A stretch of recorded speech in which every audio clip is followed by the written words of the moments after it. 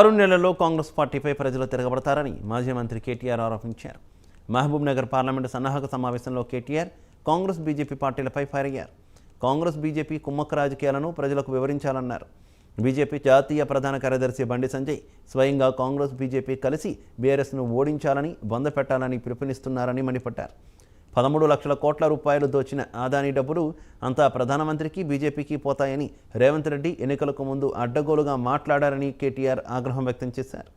ఎన్నికలకు ముందు ఆదాని ఒక దొంగ అని రేవంత్ రెడ్డి ఆరోపించారని, ఇప్పుడు అదే రేవంత్ రెడ్డి దావోస్ సాక్షిగా ఆదానితో అలై భలై చేసుకున్నారని ఫైర్ అయ్యారు.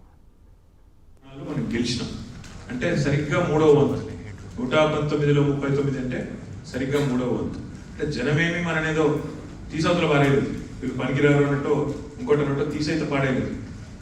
ఇంకొక మాట ఏంటంటే ఒక ముఖ్యమైన స్లైడ్ మీకు చూపెట్టాలి. ఇప్పుడు దాదాపు 14 శాసనసభ నియోజకవర్గాల్లో 1-2 కాదు, చూడండి ఒకసారి, కేవలం స్వల్ప తేడాతో నడిపోయింది.